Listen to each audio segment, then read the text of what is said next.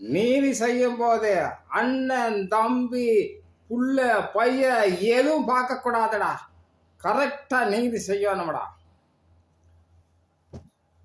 ஆம் பிரியமானவர்களே, ஏசப்பாவுக்காக நாம் ஊழியம் செய்யும் பொழுது மானம், வெக்கம், ஈசு, ரோசம் எல்லாம் தூக்கி எறிந்து விட்டு அவருக்காக ஊழியம் செய்யும் பொழுது அவருக்காக எல்லாவற்றையும் இழந்து வெறுத்துத்தான் ஊழியம் செய்ய முடியும்.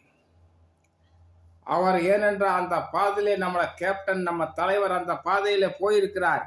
காரி துப்புனாங்க, சிலுவையில் அரைஞ்சாங்க, முள்முடி சூடுனாங்க, பரிகாசம் பண்ணினாங்க.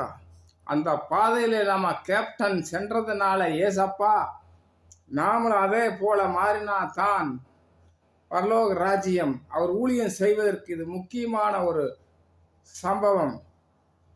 தாழ்மையாக இருந்தால் தான் ஊழியம் செய்ய முடியும், கிருபை கிடைக்கும். அப்படியாக அவர் அந்த பாதையிலே சென்றார்.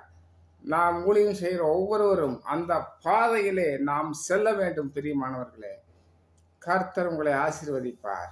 இதை சப்ஸ்கிரிப்ஷன் பண்ணுங்கள், இதை லைக் பண்ணுங்கள் பிரியமானவர்களே. ஆமென். God bless you.